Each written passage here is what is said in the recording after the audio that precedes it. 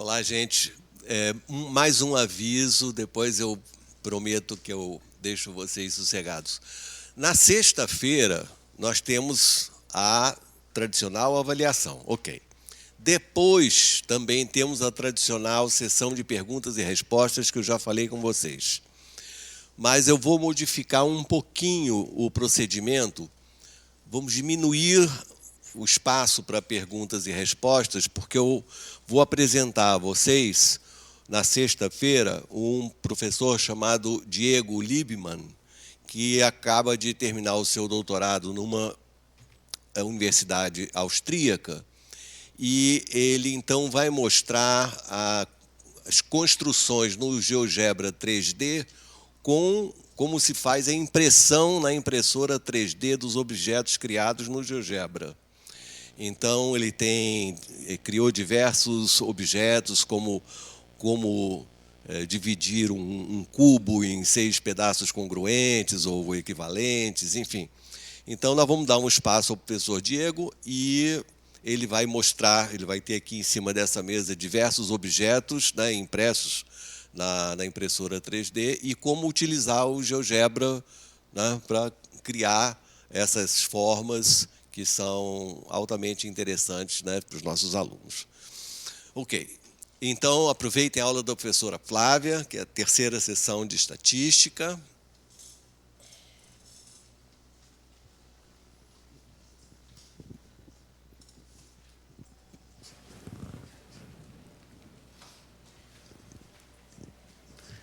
Bom dia, é um prazer estar aqui novamente para falar de estatística.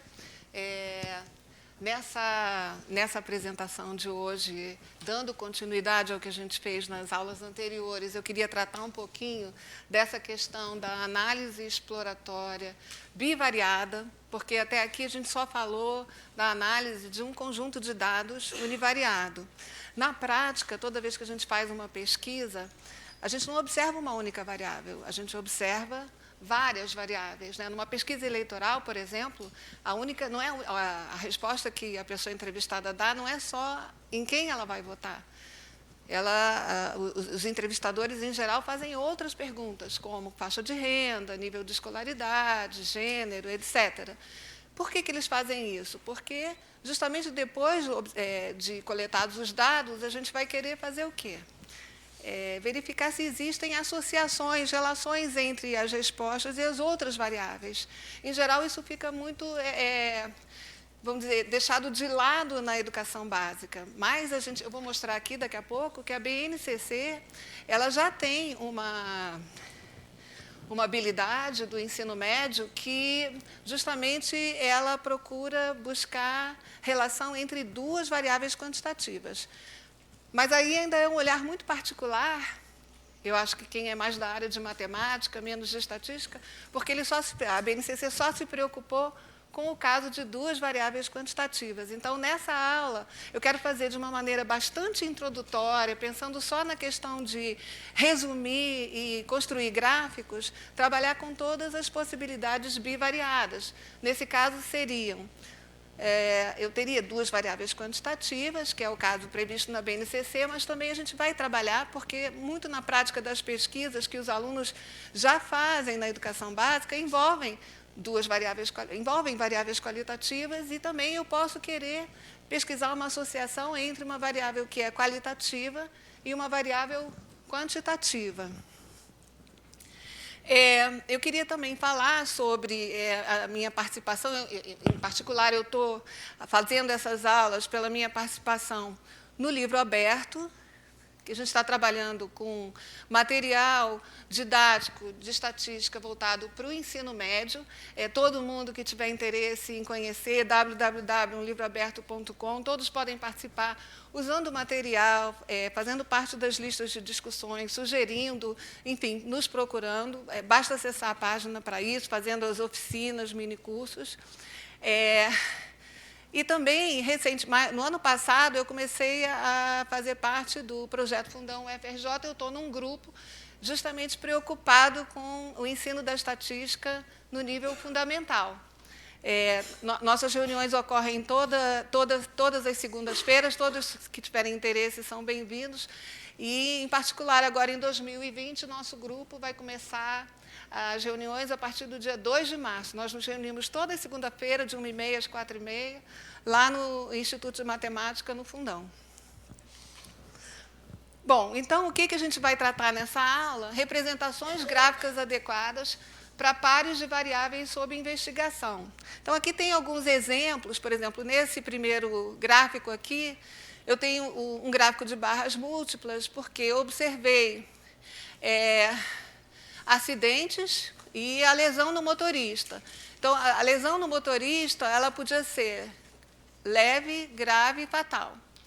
E eu observei o fato do motorista estar ou não usando o cinto de segurança no momento do acidente. Então, aqui, a gente fez as distribuições percentuais, por exemplo, entre os motoristas que usavam cinto. Né? A gente pode ver que a maioria das lesões, mais de 80%, foram leves. Né? E eu tenho aqui um tanto de lesões graves e fatais. Entre os que não usaram cinto, a gente percebe grande diferença, né, na distribuição. Então, esse é o tipo de situação na qual, quando eu tenho duas variáveis qualitativas, porque aqui o que eu observei nesses registros? Uma resposta era o tipo de lesão, leve, grave ou fatal. A outra resposta é se o motorista usava cinto de segurança ou não, sim ou não, duas variáveis qualitativas.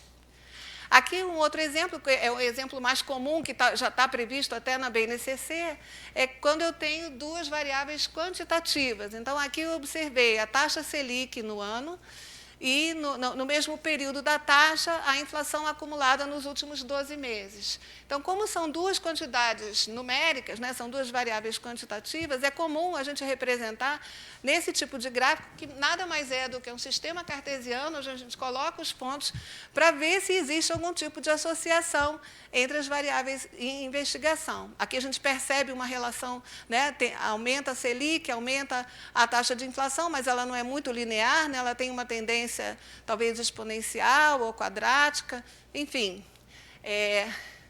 Que é o tipo de representação gráfica adequada quando eu tenho duas variáveis quantitativas. E aqui, finalmente, é um exemplo. Esse aqui, eu peguei aquele exemplo que é do primeiro capítulo, A Natureza da Estatística, do livro aberto, que eu tenho os fornecedores, né, dos parafusos e a gente observou o diâmetro, né, a medida do diâmetro em milímetros. E aí eu tenho aqui os box plots. Eu vou voltar para quem não lembra exatamente como é que a gente constrói o box plot. Quando a gente chegar nessa parte, eu vou lembrar exatamente como é a construção dos box plots. Mas aqui observa que a gente tem uma variável quantitativa, que é a medida do diâmetro dos parafusos, e eu tenho uma variável qualitativa, que é a origem do parafuso, o fornecedor, né? A, B, C e D. Bom, por que a gente vai fazer esse tipo de investigação, trabalhar com essas representações? Porque o nosso objetivo é explorar possíveis relações entre as duas variáveis sob investigação, né? Os gráficos adequados para investigar possíveis associações entre duas variáveis, eles vão depender da natureza da variável. Então, é muito importante a gente classificar a variável antes de partir para a análise.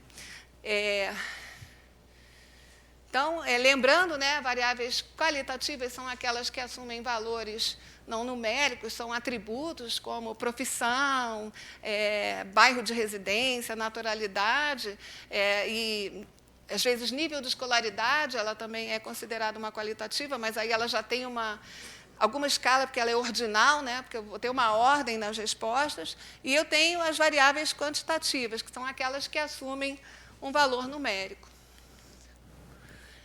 A BNCC, ela tem essa habilidade na competência 5, que é investigar conjuntos de dados relativos ao comportamento de duas variáveis numéricas. Como eu falei, a BNCC teve um olhar para essa análise bivariada, pensando só em variáveis quantitativas. Mas não a gente, na própria BNCC, desde o ensino fundamental, a gente já trabalha com tabelas de dupla entrada, com variáveis qualitativas. Então, é interessante aqui trabalhar também os outros casos, mas aí usando ou não tecnologias da informação e, quando apropriado, levar em conta a variação e utilizar uma reta para descrever a relação observada. No livro aberto, no material, ainda está faltando essa parte bivariada que a gente vai encaixar no final do capítulo de medidas de posição e dispersão, que é onde fica mais encaixável. Então, a seção aqui, o que a gente vai tratar na aula hoje vamos falar do caso, vamos começar com esse caso que é mais simples, né? Quando eu tenho duas variáveis qualitativas, depois duas variáveis quantitativas e, finalmente, quando eu tenho um de cada caso. Então, a ideia, durante a aula, é apresentar uma situação, um problema real, e a gente vê como é que é o procedimento, mas isso se repete para os outros tipos de dados, nos outros exemplos. Então, duas variáveis qualitativas. Então, aqui, eu tenho os dados que eu tirei do livro do Lindsay, mas ele é um dado do Agreste, de 1990, que foi uma pesquisa social de renda e satisfação no trabalho realizada nos Estados Unidos. Então, a tabela 1, observe que isso aí já é o fim de toda uma etapa, né? Se a gente está realizando essa pesquisa, a gente vai ter uma planilha, né? Cada linha é a resposta de um indivíduo e, em cada linha, eu vou ter, né, aqui a resposta sobre a satisfação no trabalho, uma dessas 4 possibilidades, e a resposta sobre renda. Bom, eu estou na seção 1, eu estou falando sobre duas variáveis qualitativas. A gente vai trabalhar com duas variáveis qualitativas. A pergunta é, renda não é qualitativa. Tem alguma coisa errada aí. O que é?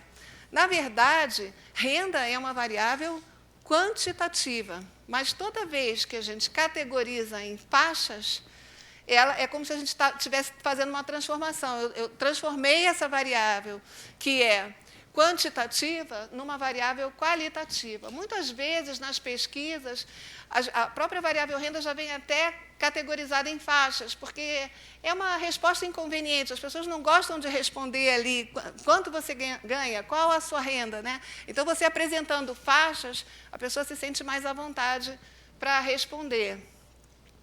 Mas, então, aqui, por que são duas qualitativas? Porque, justamente, eu criei, na pesquisa, a gente tem 4 faixas de renda, menos de 6 mil, de 6 a 14.999, e assim vai.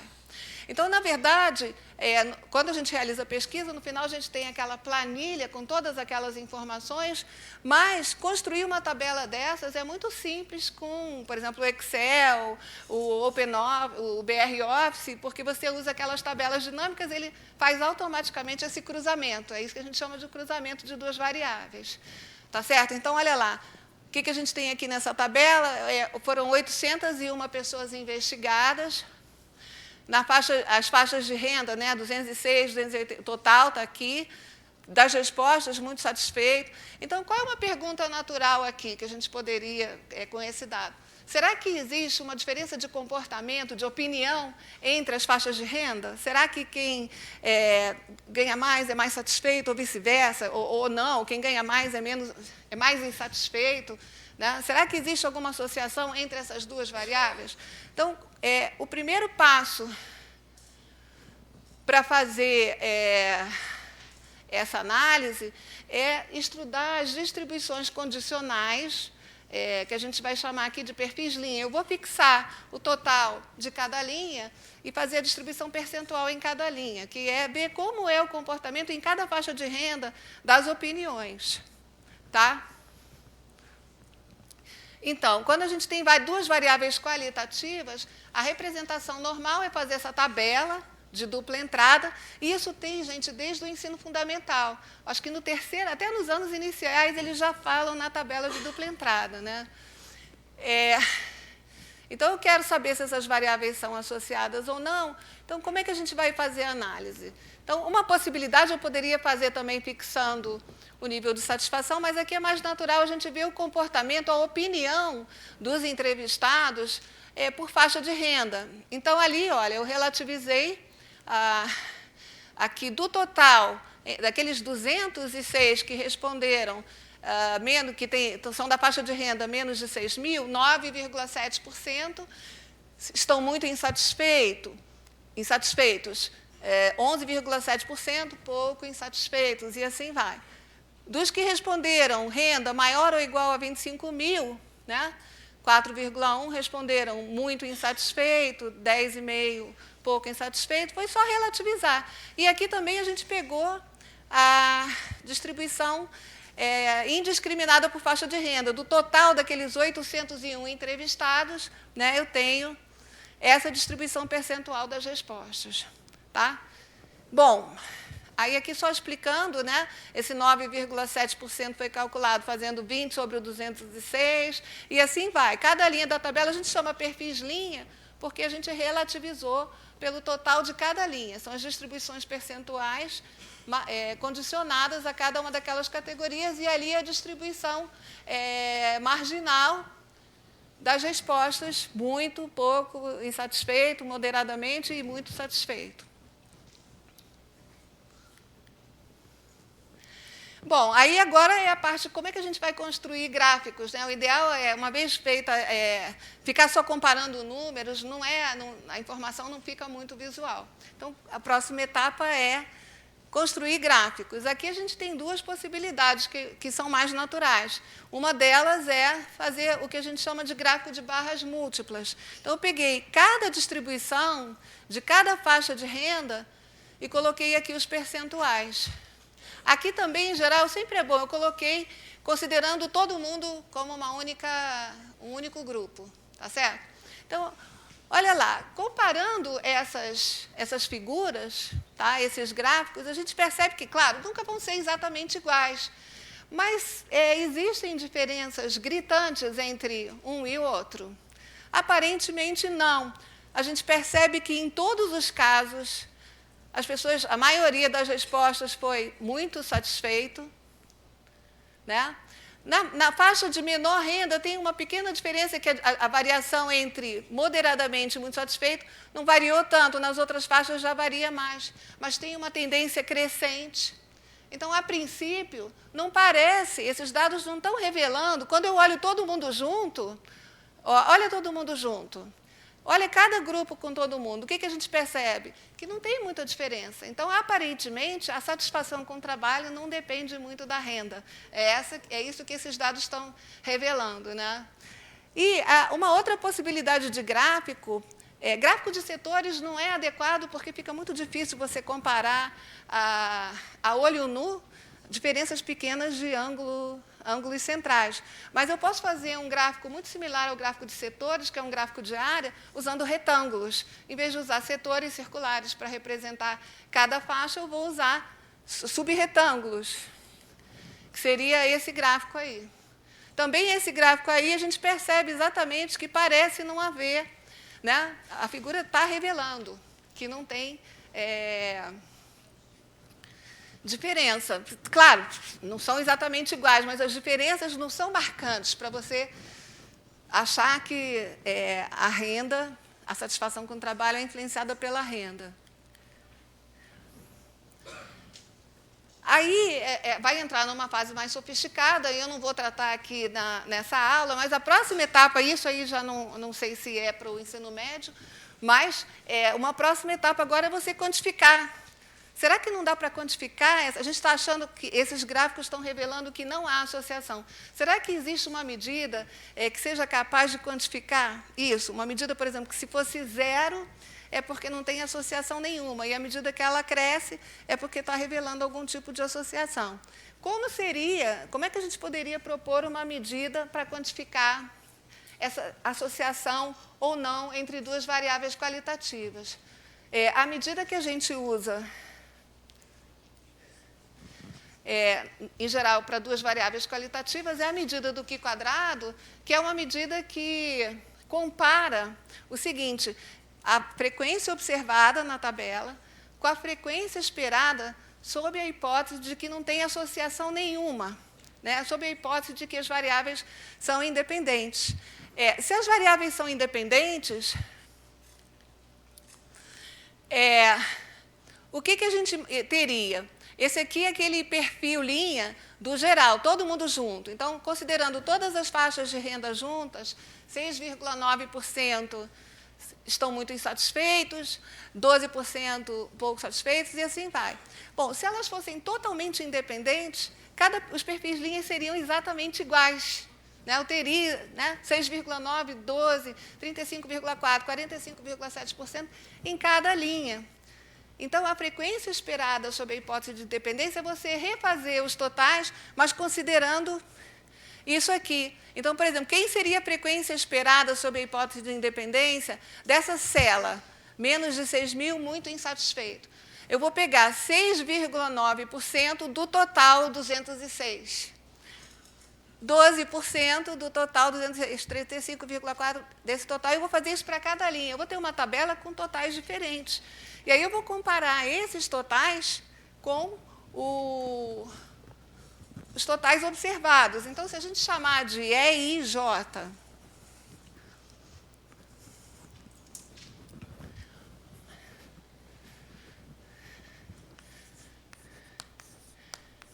a frequência esperada da cela IJ, que é fácil de calcular, Isso eu acabei de explicar. Eu vou pegar o percentual do grupo como um todo e vou aplicar em cada total de cada linha, Frequência esperada da cela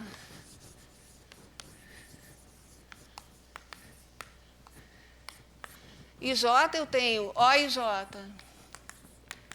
a frequência observada,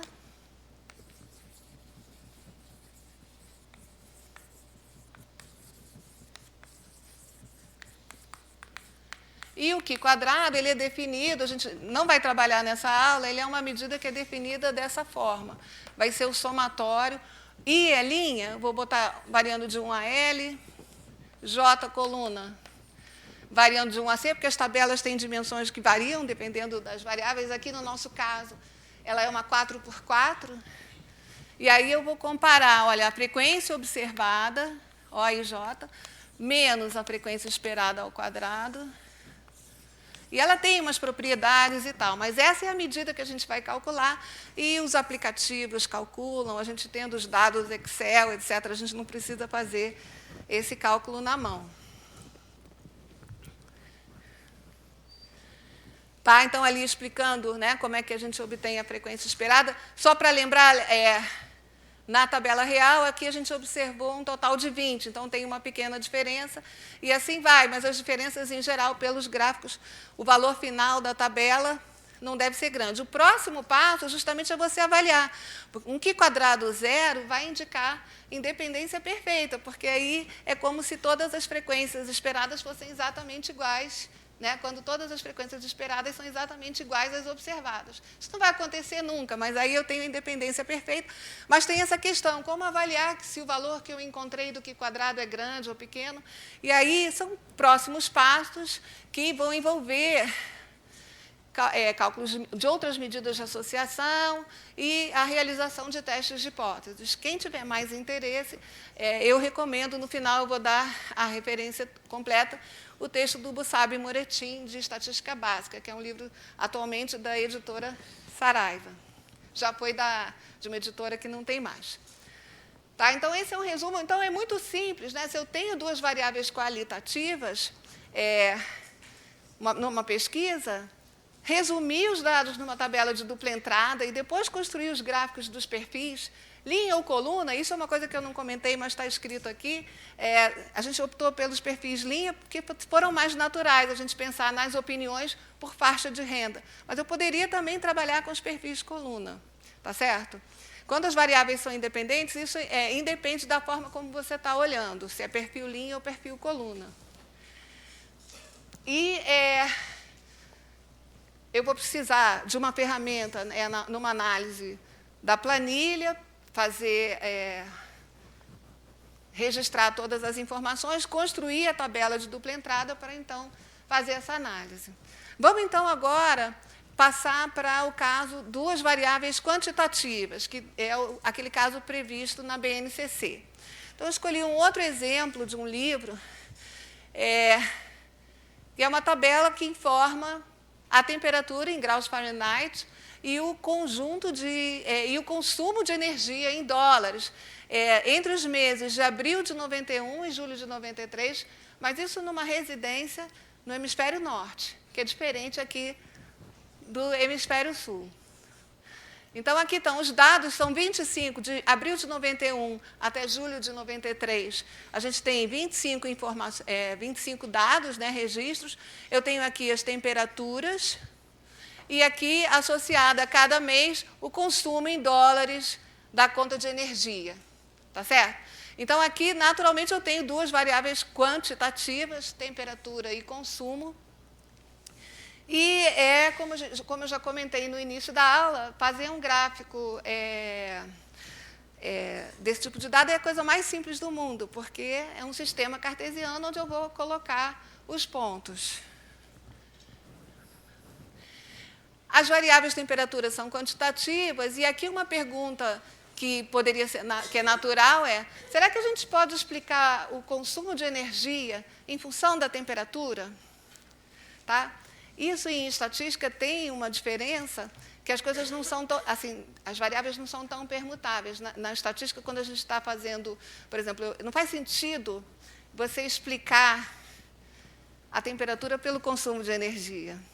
Né? A temperatura é uma variável mais fácil de medir, controlar, observar, do que o consumo de energia, que é muito particular em cada residência, etc.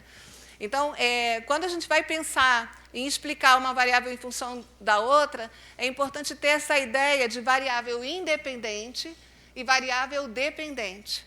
Aqui, nesse exemplo, a variável independente seria a temperatura. A variável dependente, que é aquela variável que eu vou explicar em função da outra, seria o consumo de energia. Tá? Na lista de exercícios tem um problema que justamente são situações para vocês classificarem quem é a variável dependente, quem é a variável independente.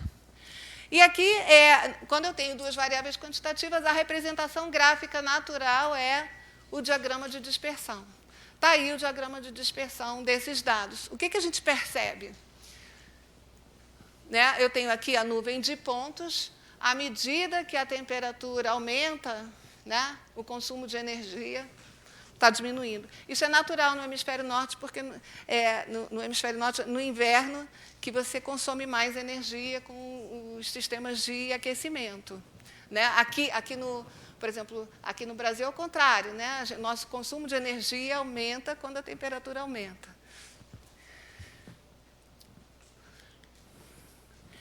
Analisando o diagrama de dispersão, percebe-se que à medida, né, que a temperatura aumenta, a energia diminui. E aí vem, novamente, como quantificar essa dependência. Eu vou fazer aqui 4 desenhos, vou supor 4 situações envolvendo diagramas de dispersão. Tá? Na variável x, eu sempre vou considerar a variável independente, na variável y, a variável dependente. Suponha que eu tenha vários estudos, que eu estou observando duas variáveis quantitativas.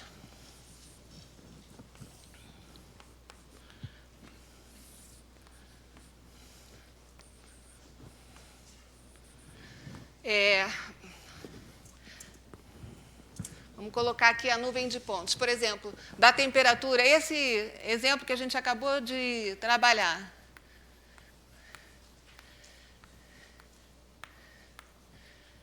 Poderia ser um...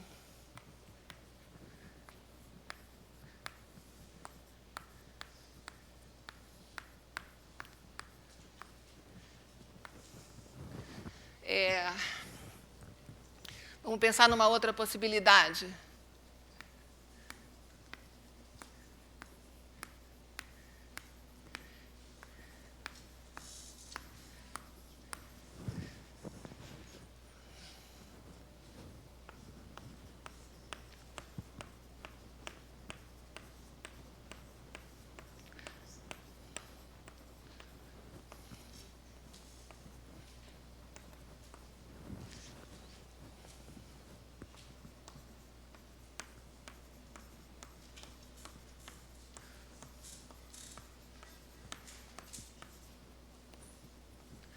Tá? Então, aqui suponho que sejam os pontos que eu observei para duas variáveis. Então, aqui pode ser o exemplo que a gente acabou de trabalhar,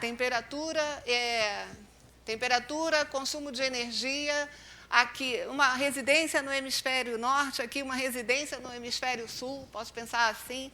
Aqui suponha que seja a nota de um teste e o desempenho numa tarefa, tá? São os valores que a gente são os pontos que a gente está observando, cada pontinho aqui é uma observação, e aqui também uma outra situação que resulte nesse gráfico. Então, a gente percebe que aqui tem uma tendência, né? Na medida que o valor da variável independente aumenta, a variável dependente diminui, né? É uma relação aproximadamente linear. Aqui tem também, até com mais força, né? Com menos variação do que essa, só que uma relação crescente. À medida que o valor da variável independente aumenta, aqui a variável dependente também aumenta, elas crescem juntas. Nesse gráfico aqui a gente não percebe nada, né? Eu tenho... À medida que x varia, a variável independente está oscilando da mesma forma. Aqui seria um caso de nenhuma associação. E aqui a gente percebe que tem uma associação, mas ela não é linear. Tá certo? Né? Porque a gente percebe uma estrutura, um modelo, uma tendência, mas não é linear. Por isso é que a gente tem que tomar muito cuidado quando a gente faz modelagem estatística. Suponha que meu dado tenha esse comportamento, mas na hora de trabalhar eu só olhei isso. Na hora que eu propor um modelo, meu modelo vai ser uma reta decrescente. Se eu for querer fazer uma previsão para valores fora do intervalo, que é o que a gente chama de extrapolação, eu vou fazer uma previsão muito pobre, porque, na verdade, eu só posso fazer dentro daquela margem, porque aqui a gente vê que o comportamento muda. E aí, como que a gente pode propor essa medida? Então, uma ideia é a seguinte: pegar esses gráficos e transladar a origem deles para o centro de massa. O centro de massa é o ponto das médias, x barra, y barra. Tá? Então, vamos fazer aproximadamente, vamos supor que o x barra, y barra esteja aqui. Tá certo? Eu vou criar um novo sistema de coordenadas,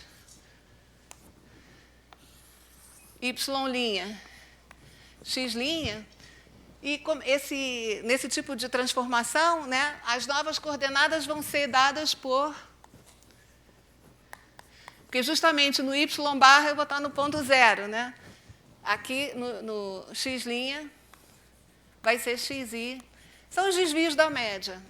Então, vou fazer isso aqui também. Vamos supor que aqui seja o ponto médio. Eu vou ter a nova escala.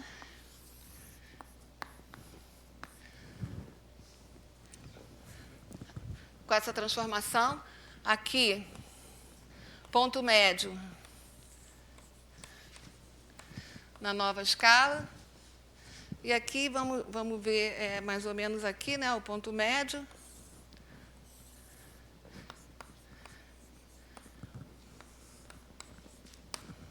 O que acontece com os pontos na nova escala? Quando eu tenho uma tendência linear decrescente. Eles se concentram em que quadrantes, né, do novo sistema de coordenadas? No segundo e no quarto quadrante, que são os quadrantes que se caracterizam pelas coordenadas terem sinais trocados. Então, aqui, o que acontece? Toda vez que eu fizer esse tipo de transformação e eu tenho uma tendência linear decrescente, os pontos, quando eu transladar para o x barra, y barra, a origem, a maioria dos pontos vai se concentrar no segundo e no quarto. E se eu for fazer esse somatório aqui, do produto dos desvios da média, que são as coordenadas desses pontos, o sinal desse somatório vai ser negativo, né? Porque... No caso, com uma tendência linear crescente, justamente os pontos vão concentrar no primeiro e terceiro quadrante, que caracteriza pelas coordenadas terem o mesmo sinal. Então, se eu for fazer o somatório do produto dos desvios da média, eles vão tender a ficar positivos, né? Aqui, o que acontece nesse caso, que é um caso que não tem relação, que a gente não percebe relação nenhuma. Os pontos estão simetricamente espalhados pelos 4 quadrantes, a gente imagina que isso aqui vai ser, no fim, essa soma dos produtos dos desvios da média vai ser o quê? Aproximadamente nula, né? Esses vão compensar com esses vão compensar com esses, e assim vai. E a mesma coisa vai acontecer. Esse gráfico aqui eu faço de propósito, porque é um erro muito comum, pessoal, não tem correlação, as variáveis são independentes. Não. Né? Aqui, por exemplo, é um caso. Né? Porque aqui tende, se a relação é assim, esses tendem a compensar com esses e esses tendem a compensar com esses. Então, novamente, eu vou ter... Mas, no entanto, existe uma estrutura de dependência que não é linear entre as variáveis. Tá certo? Esse somatório é o que a gente chama de... A gente, na aula de medidas de posição, definiu a variância, né, de uma variável. Como é que a gente definiu a variância? A variância a gente definiu como a soma dos desvios da média, a variância amostral. Em geral, a gente usa o denominador n-1, mas aqui até a gente vai trabalhar com o denominador n na hora de definir a correlação. Quando eu estou trabalhando com 2 variáveis quantitativas, a gente tem uma medida da variação conjunta das duas, que é conhecida como a covariância, que é justamente dada por...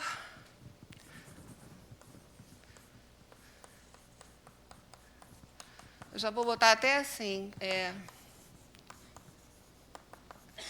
pela soma, a covariância amostral. Tá? Exatamente esse somatório que eu mostrei aqui nos gráficos, ele é um numerador, né? A covariância amostral é a média desses produtos dos desvios da média. Então, observe que quando eu tenho uma tendência linear decrescente, né, aqui a covariância vai dar negativa, aqui vai dar positiva, e quando ela não é linear, ela tende a ser aproximadamente 0. Ela pode também ser positiva, bom, enfim, a gente vai ter que avaliar isso depois. Mas por que eu estou falando isso? Porque qual é a nossa pergunta? Como quantificar esse tipo de dependência? E qual é a nossa resposta? Qual é a resposta para isso? O que a gente usa? Isso aqui é só uma anotação que eu vou introduzir, que é esse somatório dos produtos dos desvios da média. A gente usa a medida da correlação amostral, porque a covariância, assim como a variância, é uma medida relativa, né? A gente já comentou isso aqui. Uma variância 100 pode ser muito pequena ou pode ser muito grande. Ela é relativa à magnitude dos dados à média. Tá certo? Uma covariância também é uma medida relativa. Como que a gente resolve esse problema para avaliar se essa covariância é significativa ou não? Trabalhando com uma correção, com um fator de correção, que aqui envolve dividir pelos desvios padrões. Então, a correlação amostral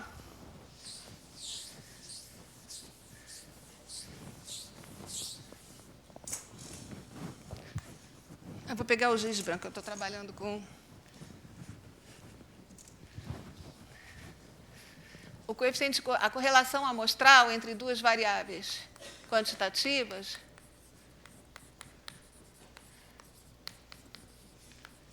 ela é definida da seguinte forma.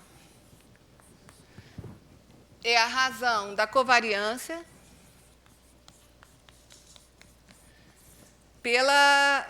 dividida pelo produto dos desvios padrões. Olha lá, aqui, o desvio padrão de x, isso aqui eu vou chamar de SXX sobre N menos 1.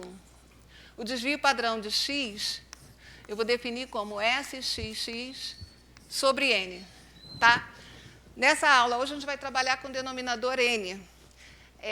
Eles vão se cancelar depois.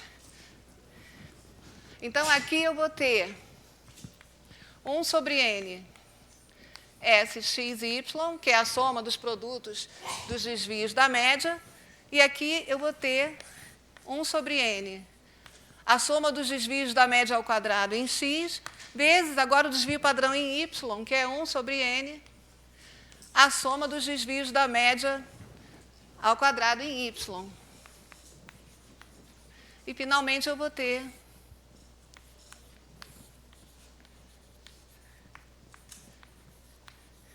essa expressão. Propriedades da correlação. A correlação, ela vai ser um número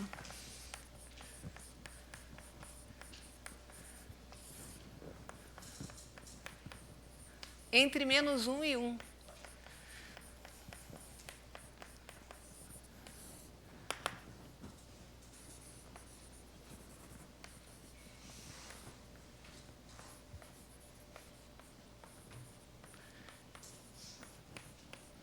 Para toda coleção de duas variáveis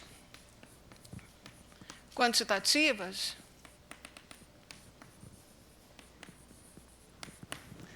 a correlação sempre vai ser um número entre -1 e 1. Isso vai explicar, lembra que a gente tinha uma correlação, uma covariância, -300, eu não sei avaliar se ela é forte, né? Ela vai ser forte se esses pontos estiverem bem lineares, ela não vai ser muito forte se eles tiverem essa tendência decrescente, mas estiverem aqui muito espalhados, tá? Tiver um espalhamento muito grande, tá certo? Calculando a correlação, se dada uma covariância de -300, a correlação ficar mais próxima de -1, -0,7, -0,8, aí realmente é porque é uma correlação mais significativa, mais forte, eu vou ter um diagrama de dispersão com essa aparência. Mas se numa covariância de -300 a correlação ficar -0,1, e aí eu não vou ter tanto essa aparência no diagrama de dispersão. Tá? Bom, o que está por trás? Como é que a gente prova esse resultado?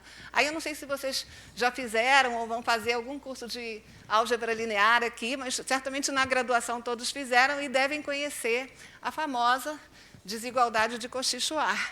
O que prova esse resultado aqui é a desigualdade de Cauchy-Schwarz. Eu vou apagar aqui.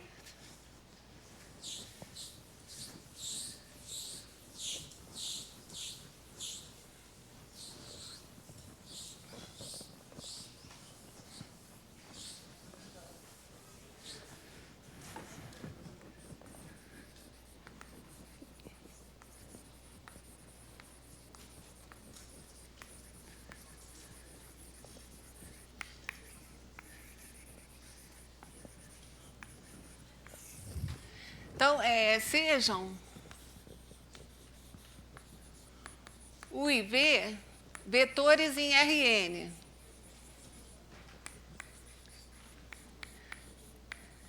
Tá certo? Então, aqui eu posso usar pensar num vetor com n coordenadas, V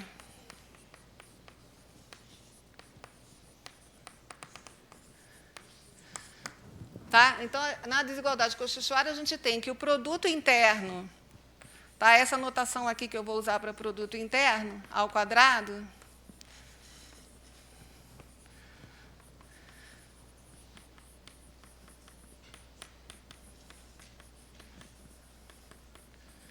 é menor ou igual que o produto das normas dos vetores tomados ao quadrado. Então, só para lembrar, né, o produto interno a gente define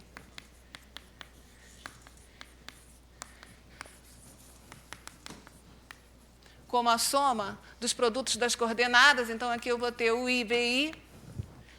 A norma de U ao quadrado é a soma dos quadrados das componentes, a norma ao quadrado. Aqui tem também a conclusão da desigualdade de Cauchy-Schwarz, porque vai ser a segunda propriedade da correlação, que diz que a igualdade vale se esses vetores forem colineares.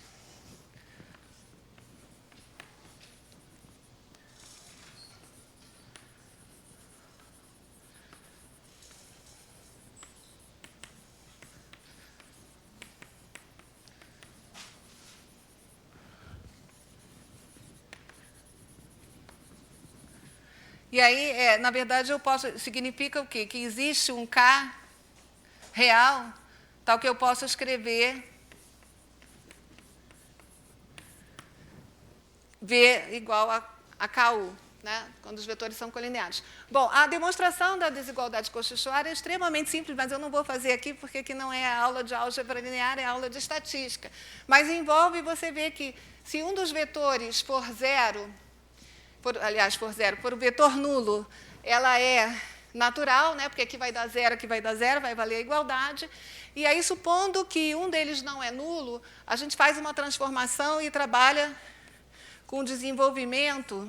Supondo que V não é nulo, a gente trabalha com desenvolvimento desse produto interno, que é positivo. Essa é uma propriedade de produto interno, né? Quando eu faço o produto interno de um vetor com ele mesmo, dá o quadrado da norma. Então, ele vai ser sempre positivo. Como isso é sempre positivo, eu vou chegar numa equação de segundo grau em T e sai. É bem simples a demonstração, tá?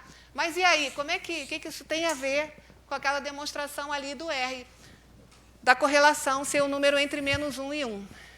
Observa que aqui desenvolvendo, antes de desenvolver, vamos fazer o seguinte, eu vou chamar os U's, as componentes do vetor U dos desvios da média em X, e vou chamar as componentes do vetor Y, do vetor V, né? Os VIs.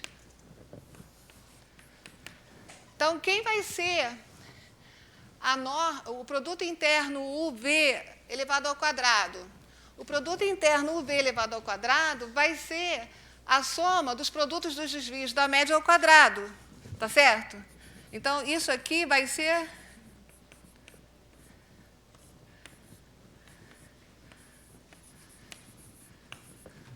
o SXY ao quadrado. Quem é a norma de U ao quadrado? A norma de U ao quadrado, por sua vez, é o SXX. E a norma de V ao quadrado vai ser o SYY. Tá certo? Então, pensando essas duas,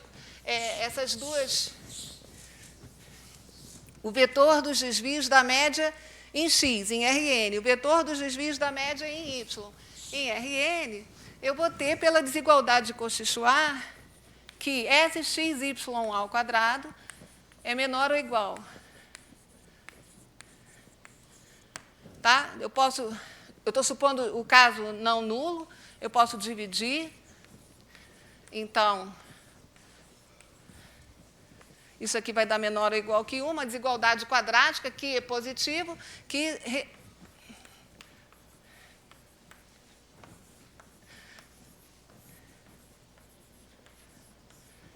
leva,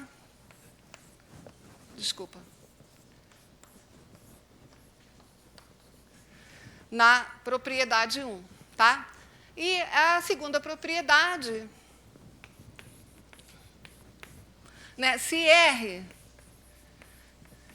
vou botar assim, se R assumir o valor 1, então, existem constantes A e B, tais que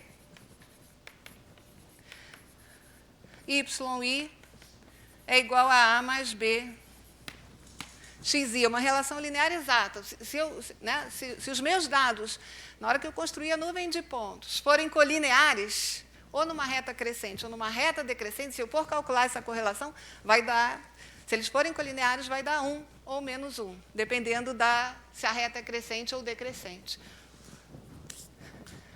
Essa é a medida que a gente usa para avaliar, mas tem que tomar certos cuidados. Existem muitos resultados errados envolvendo correlação e eu vou ter oportunidade de comentar aqui. Então, ela é uma medida que avalia, na verdade, o grau de linearidade do diagrama de dispersão de duas variáveis quantitativas. Aqui tem um resumo da definição, né, chegando lá no SXY sobre SXX. A definição, hoje em dia, ninguém faz esse tipo de cálculo na mão, nem usando calculadora, é só com aplicativo, porque realmente não faz sentido fazer essas contas à mão. No Excel, você tem um comando Pearson, né? Porque esse é o coeficiente de correlação de variáveis quantitativas, é chamado correlação de Pearson, mas você tem igual, né?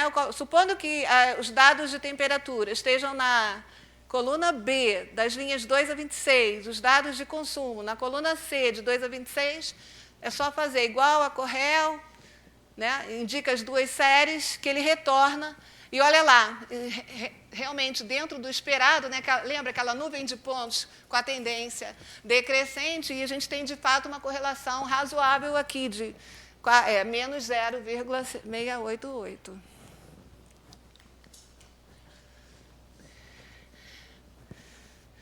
Aqui, eu vou tentar, se não funcionar, eu mudo. Por exemplo, é muito fácil usar a planilha.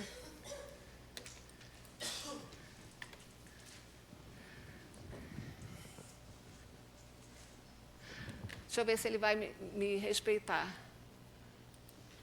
Não, ele não está respeitando.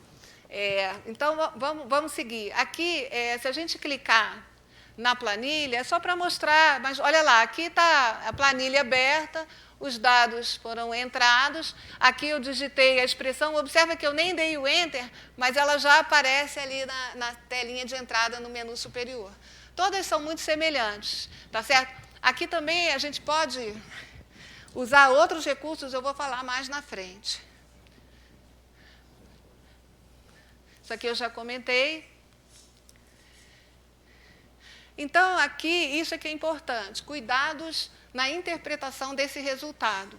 Então, uma correlação, quando dá alta, próxima de 1, quando dizer que uma correlação dá alta é que ela está próxima de 1 ou menos 1, ou em módulo ela está perto de 1, não significa necessariamente que existe uma relação de causa e efeito. Às vezes você tem variáveis que você plota lá, dá quase uma reta perfeita, mas na verdade não tem relação de causa e efeito. Muitas vezes isso ocorre porque a gente chama de correlação espúria, porque na verdade tem uma terceira variável que explica esse comportamento das duas crescerem juntas. Então, um exemplo que tem num livro, ele fala sobre em regiões num país norte-americano, num estado norte-americano, que foi verificada uma correlação alta e positiva entre número de encontros religiosos e número de homicídios.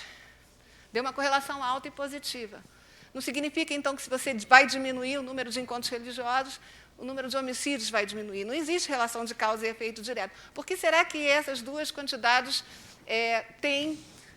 crescem no mesmo sentido? Possivelmente porque tem uma terceira variável sociodemográfica que explica esse comportamento. Por exemplo, densidade demográfica. Possivelmente, nos lugares de maior densidade demográfica, eu tenho mais homicídios, eu tenho mais encontros religiosos. Nos lugares onde a densidade demográfica é menor, essas duas quantidades diminuem. Então, a gente tem que tomar cuidado na hora de pensar em modelos dessas coisas para saber se realmente faz sentido explicar uma variável em função da outra. Então, esses são casos de correlação espúria. E também um outro cuidado é que uma correlação zero ou próxima de zero indica o quê? Ausência num primeiro momento, só ausência de linearidade. Eu vou olhar o diagrama de dispersão, porque pode existir algum outro tipo de associação que não seja linear. Né? Aquele caso de uma tendência quadrática, que a correlação vai dar aproximadamente zero, mas, na verdade, existe uma dependência forte ali entre as variáveis. Bom, nesse exemplo, como a correlação deu significativa, aqui seria razoável tentar propor um modelo, que é aquela habilidade da BNCC, que explique o consumo em função da temperatura. Então, para obter, aqui em geral, existem outros métodos. O método mais comum é o método de mínimos quadrados. Lembra lá no diagrama de dispersão que é impossível eu colocar uma reta sobre aqueles pontos. Eles não são colineares. Então, a ideia da reta de mínimos quadrados é escolher a reta que minimiza a soma dos erros ao quadrado.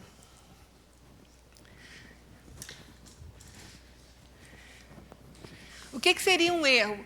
Então, olha lá, vamos supor que eu defina essa reta, YI, vou chamar de chapéu, para diferenciar do observado. É A mais B XI. Então, o XI é o valor realmente da temperatura que eu observei. O que seria o erro? O erro vai ser a diferença do valor que eu observei menos o valor ajustado pela reta. Tá certo? Então, esse somatório aqui, dos erros ao quadrado, é a quantidade que eu vou minimizar. E isso com o cálculo 2, né, porque observa que aqui YI e XI são conhecidos. As incógnitas aqui nessa expressão são quem? Justamente os coeficientes que vão determinar a reta, o angular e o linear. E aí, aqui é o quadrado, né? Então, eu vou minimizar essa quantidade. Usando o cálculo 2, né, porque eu tenho uma função de duas variáveis, a gente até conclui que o valor de B, que é o coeficiente angular, vai ser dado pela soma dos produtos dos desvios da média sobre a soma dos desvios da média ao quadrado da variável x, e o A é dado por... Essa é a reta, a famosa reta de mínimos quadrados.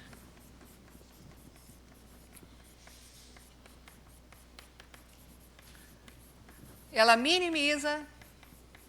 Existem outros critérios, né? Esse é o mais comum. A soma dos erros ao quadrado.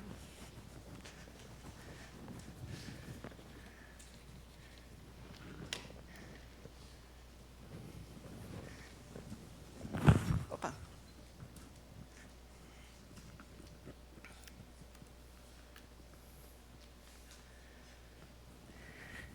É que aqui eu não vou conseguir colocar o GeoGebra. Eu coloquei a lista desses pontos. Eu fiz duas maneiras. Primeiro, eu coloquei a lista desses 25 pontos na tela do GeoGebra. Só os pontos, tem a reta. E nessa opção aqui do GeoGebra, a terceira desses quadrinhos aqui, tem várias retas. Reta perpendicular. Lá pelas tantas tem a reta de mínimos quadrados. Então, se você for com o mouse e circular, né, ele vai fazer um retângulo em torno dos pontos que você quer que ele considere. Então, você passa o mouse em torno desses pontos, que ele vai dar a reta de mínimos quadrados. Está aqui, nesse caso desses dados, deu menos 0 arredondado, né, para duas casas, menos 0,21x, mais, que é a temperatura, né, o consumo vai ser estimado, dado uma temperatura, por menos 0,21x, mais 55,03. Claro que eu vou fazer isso sem extrapolar, considerando o intervalo de variação de temperaturas que foi considerado no ajuste. Tá? Se a gente extrapolar, corre o risco, eu não sei se, fora desse intervalo, se o comportamento continua aparentemente linear. Tá?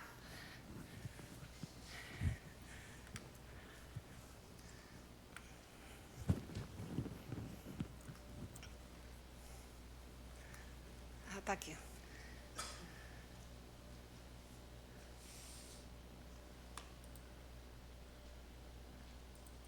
Uma outra possibilidade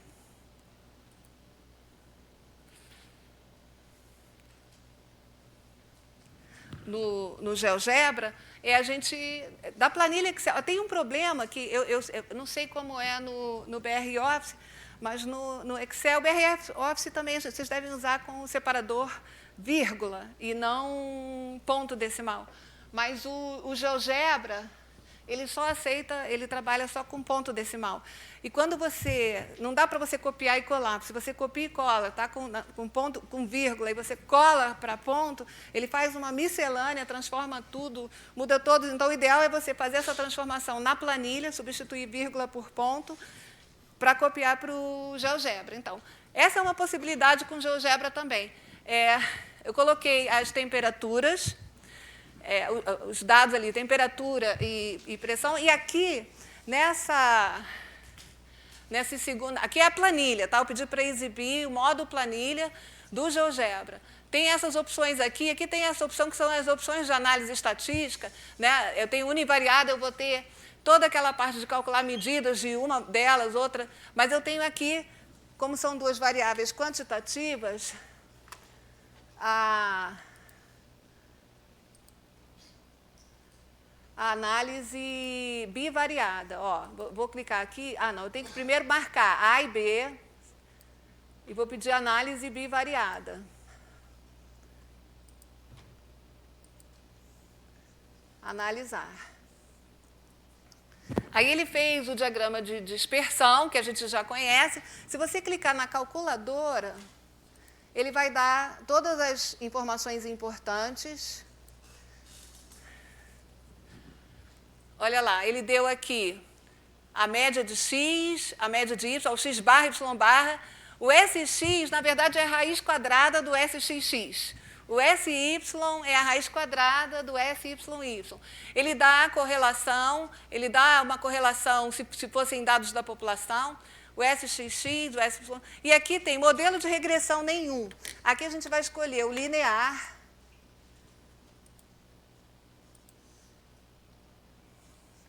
E aí ele calcula a reta. Ele obtém a reta, olha lá, aqui já não está, menos 0,212, mas...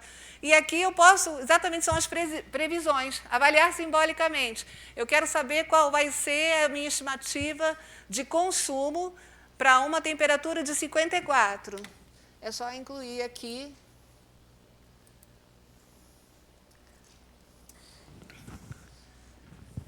E ele dá a resposta.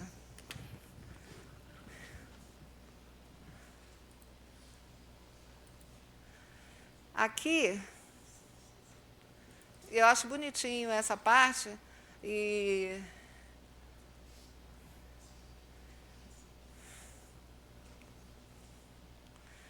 tá vendo? Tá a lista de pontos. Isso aqui eu posso, na própria tela do GeoGebra, marcar, sem entrar na planilha, marcar todos os pontos, e aí escolhendo aqui essa opção, reta,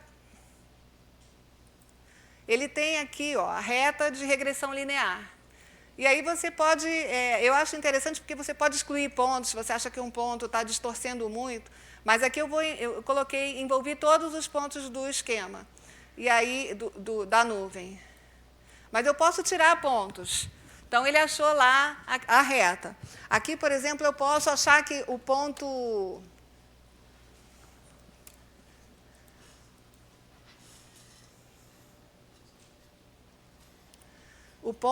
tirar um dos pontos, por exemplo, aqui eu vou chamar a reta, incluindo,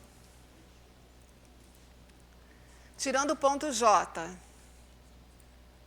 Então, ele já dá uma pequena variação. Sem incluir o ponto J, já deu uma pequena variação ali, tanto no intercepto, quanto no coeficiente angular da reta.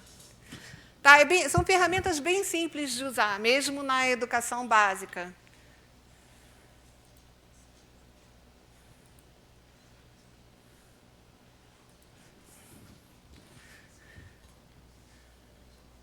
Tá, então, os exemplos que a gente viu de uma forma muito mais simples. E a parte exploratória da análise de duas variáveis quantitativas, então, ela pode ser resumida nisso, na construção do diagrama de dispersão, no cálculo da correlação e, quando for o caso, né, na proposição de um modelo que relaciona a variável dependente à variável independente. Mas sempre tomar cuidado para ver se realmente existe uma relação de causa e efeito entre as variáveis investigadas.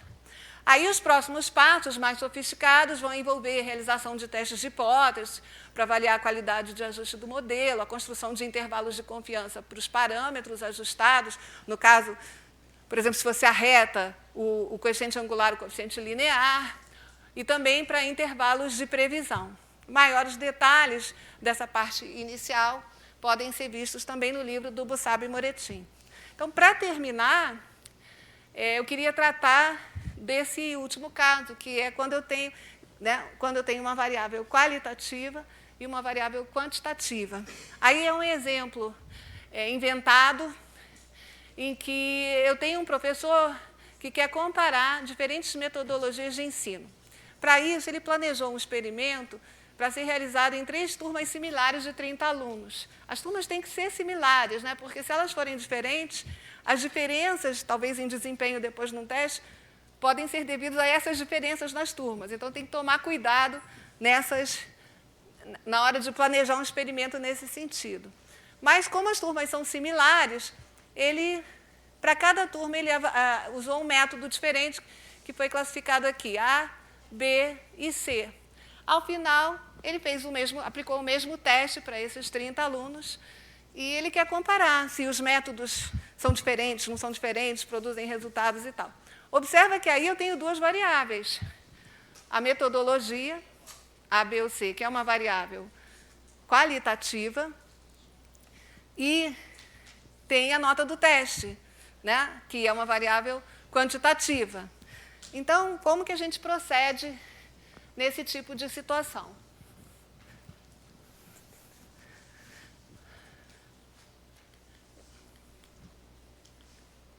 Aqui tem uma tabela, em geral, aqui a gente apresenta um resumo. Então, aqui nessa tabela eu tenho a medida resumo das notas obtidas pelos 3 métodos. Está entre parênteses aqui a quantidade de alunos, e aqui eu considerei todo mundo junto. Então, eu coloquei como medidas resumo a média no teste, o desvio padrão, e aqui aquele esquema dos 5 números. O esquema dos 5 números são aquelas medidas que a gente usa para construir os box plots. Né? Aquela caixinha do meio, ela vai do primeiro quartil até o terceiro quartil, e ela é cortada pelo segundo quartil, que equivale à mediana. Né? Lembrando, né, os quartis eles dividem a distribuição em 4 partes de frequências iguais. Abaixo do primeiro quartil eu tenho 25% dos dados, abaixo do segundo 50%, 75% e assim vai. Né? Então, aqueles extremos nos box plots, eles são construídos a partir dessas. Só olhando a tabela, o que a gente já pode perceber? A metodologia C parece ser inferior, né? Ela foi a que produziu a menor média e o maior desvio padrão, né? A nota mínima, né? Aqui foi a menor nota mínima. As outras são mais semelhantes, mas olhando também aqui é que tem a menor mediana, né? 50% tiveram nota abaixo de 3,5, né? As outras parecem mais equivalentes. Que tipo de representação gráfica é adequada nesse caso, quando eu tenho uma variável qualitativa e uma variável quantitativa? Um primeiro passo é construir os box plots, considerando cada metodologia. Sempre é interessante também fazer a distribuição geral. Então, olha lá, como é que ficam os box plots. E aí, revendo, como é que foram construídos esses gráficos. A única metodologia que deu um valor discrepante foi a metodologia A. Esse valor aqui é o valor mínimo, foi a nota mínima na metodologia A, e ele foi assinalado, destacado, porque ele foi considerado discrepante, porque ele é menor que 1,5 vezes essa distância abaixo do primeiro quartil, que são as cercas. Né? A gente considera discrepante quando fica 1,5 vezes acima, a distância entre quartis acima do terceiro, ou 1,5 vezes a distância entre quartis abaixo. Então, esse valor aqui foi considerado discrepante, porque também aqui, né, foi bastante concentrado, mas essa foi a nota mínima. Aqui eu tenho o primeiro quartil, o segundo quartil, o terceiro quartil, e essa foi a nota máxima na metodologia A. Comparando o A com B, o que a gente percebe? Que elas são equivalentes. A é um pouco mais precisa, né, porque teve uma variação menor, mas elas estão mais ou menos no mesmo patamar em termos de qualidade.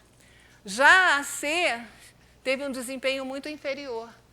E aqui seria, se eu fosse, olha como ela afeta, se eu juntar todo mundo, olha como o comportamento da C está afetando ao considerar todo mundo, porque teve a maior variação.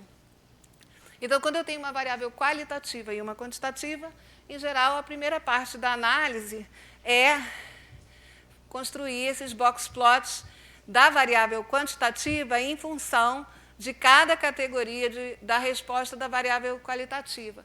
A parte de medidas aqui ela é mais sofisticada, envolve decomposições de somas de quadrados e realmente não dá tempo para a gente tratar aqui. Mas para a educação básica, trabalhar com essas ideias, para comparar e investigar possíveis relações entre 2 variáveis, é super simples, usando os recursos tecnológicos, e eu vejo, às vezes, o pessoal da educação básica fazendo as pesquisas, e quando vai olhar os resultados, olha individualmente para cada variável.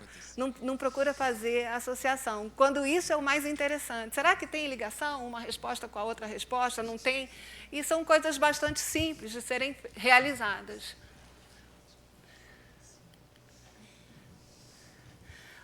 A parte exploratória, nesse caso, então, ela pode ser resumida como a construção dos box plots, da variável quantitativa para cada resposta, da variável qualitativa, e na apresentação das medidas de resumo. Próximos passos, nesse caso, eles vão, por exemplo, se tem uma indicação de associação entre as variáveis, eu vou realizar testes de hipóteses para comparar médias em cada grupo definido pela variável qualitativa. Usando, por exemplo, uma análise de variância, também eu posso usar testes não paramétricos para comparar as medianas definidas por cada grupo da variável qualitativa. Então, resumindo, né, quando eu tenho duas variáveis qualitativas, o que a gente, em geral, na parte exploratória, vai fazer? Resumir os dados em tabela de contingência e construir os gráficos dos perfis, linha ou coluna. Se eu tenho duas variáveis quantitativas, em geral, os passos são calcular os diagramas, construir o diagrama de dispersão, calcular a correlação. E quando eu tenho uma variável qualitativa e uma variável quantitativa, o primeiro passo seria, por exemplo, construir os box plots em função de cada resposta da variável quantitativa, separando cada resposta da variável qualitativa. Em termos de medida, é mais sofisticado, eu vou considerar, né, somas de desvios da média ao quadrado dentro de cada categoria para comparar com o grupo como um todo. Então, é isso. Aqui estão o livro do Bussab, do Moretti, Estatística Básica, da editora Saraiva. É um livro bastante razoável, em geral a gente adota nos cursos de graduação de Estatística e Probabilidade de uma única disciplina, e eles têm bastante informação. Eu me baseei bastante nesse livro para preparar essa aula hoje. A gente pretende colocar alguma parte desse material no final do capítulo de medidas de posição e dispersão do livro aberto. Tá? Então, é isso. Obrigada.